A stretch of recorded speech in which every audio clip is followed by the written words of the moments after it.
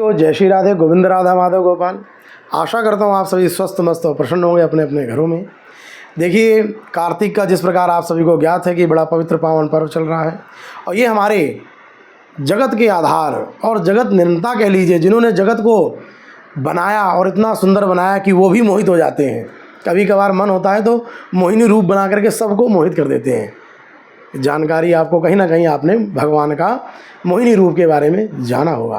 कार्तिक का पावन पवित्र है ये जो महीना होता है।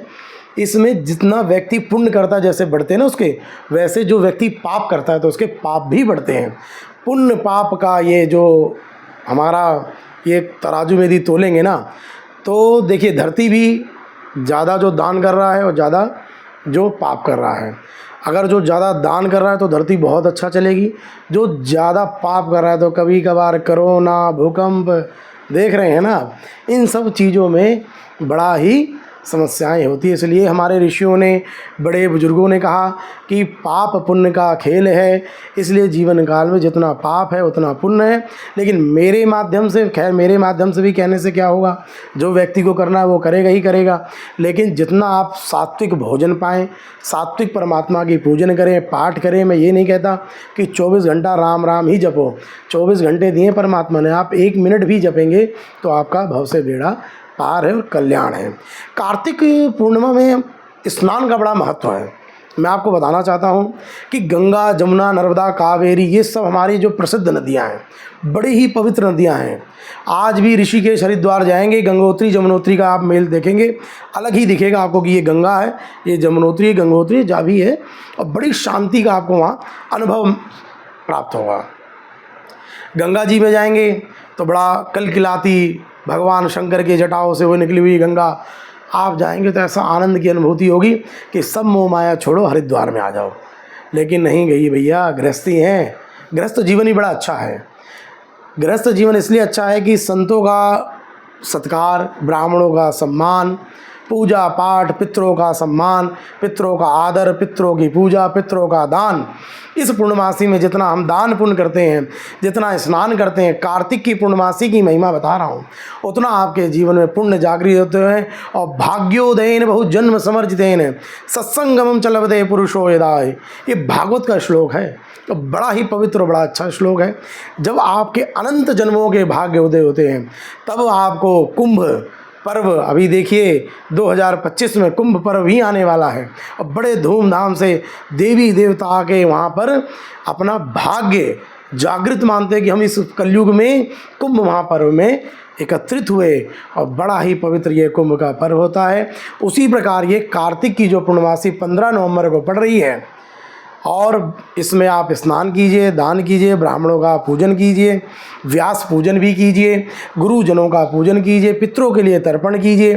तो आपके जीवन में रोजी रोजगार, व्यापार क्षेत्र में तरक्की होगी, उन्नति होगी, और आपके वंश वृद्धि और आगे व्यापार बढ़ेगा। और जीवन काल में जो आप चाहेंगे मैं आपको लिख के दे सकता हूँ, ये सब आपको प्राप्त होगा। लेकिन कब होगा कि पुनि पुनि चंदन पुनि पुनि पानी, एक खैर कहानी बहुत बड़ी हो जाएगी, लेकिन जिस प्रकार पुनि पुनि चंदन पुनि पुनि पानी, तो शालिग्राम को हम रोज़ स्नान कराते हैं, रोज़ चंदन लगाते हैं, उसी प्रकार इस जीवन को भी हम पुनि पुनि चंदन पुनि पुनि पानी की तरह स्नान ध्यान चंदन वंदन करके साथ। और भारत तो ऋषि मुनियों की वंदन और अभिनंदन की भूमि है।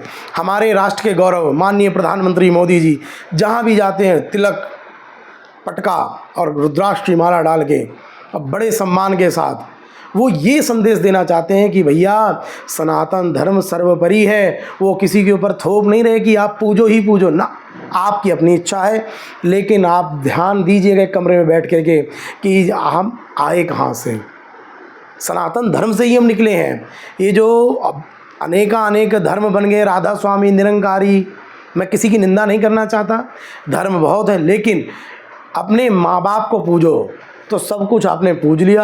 और माँ बाप ही परेशान है, दुखी हैं, तो चाहे जितना भंडारा कर लो, चाहे जितने कम्बल बांट लो, कुछ नहीं होगा। कार्तिक में भी कई लोग कम्बल बांटते हैं दिखावे के लिए, बुरा ज़रूर लगेगा थोड़ा मेरी बात होगा, लेकिन देखिए सच्चाई कड़वी लगती है। अरे आप माँ बाप को कम्बल बांट रहे हो, जो माँ बाप आपके इतने सब कुछ हैं, आप उनको ना दे करके यहाँ वहाँ भाग रहे हो, तीर्थ कर रहे हो, और माँ बाप कह रहे हैं भैया कम्बल दे दे, चद्दर दे दे, अच्छा खाना दे दे, कह रहे नौकर से मांग लेना। क्या गारंटी है कि नौकर उनको देगा? भैया धन कुछ नहीं है। आदमी पता कब तक धन के पीछे भागता है? जब तक उसका निधन नहीं हो जाता। धन धन धन और बाद में निधन, खत्म कहानी। बिल्कुल सच्चाई है ये। लेकिन हमें अपने इस विवेक दिया, परमात्मा ने इस बुद्धि को दिया कि इसमें विवेक लगा के दान पुण्य कीजिए। और दान भी किसको कीजिए? जिसको ज़रूरत हो। कहते हैं दान एक ऐसी चीज़ है जो राइट से करें और लेफ़्ट को ना पता हो। और आजकल हम कैसे करते हैं?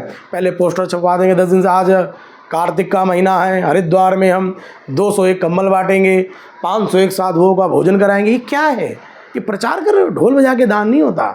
दान बड़े पवित्र और शांत मन से होता है।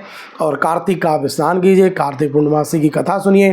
कहते हैं कार्तिक पूर्णमासी की जो सत्यनारायण भगवान की कथा है बड़ी ही आनंद देने वाली है। और इस कलयुग में भगवान नारायण ने स्वयं नारद जी से कहा है कि जो मेरे व्रत को करता है निष्ठा विश्वास के साथ, जन्म जन्मांतर के, कल्प कल्पांतर के उसके पाप ताप संताप सब दूर कर देता हूँ। छोटा सा उपाय और सुन लीजिए। यदि आप दूर नहीं जा सकते गंगा जमुना हरिद्वार में, तो घर में गंगा जल डालिए अपने बाल्टी में, और 5 बजे जब तक सूर्य लगे कि निकलने वाला है फटाफट स्नान कर लीजिए। वो कार्तिक स्नान में ही आएगा। ये जानकारी सभी को शेयर कीजिए। जानकी त्रिपाठी यूट्यूब चैनल को लाइक कीजिए, सब्सक्राइब कीजिए। ये जानकारी सभी को प्राप्त हो। सभी को जय जय श्री राधे।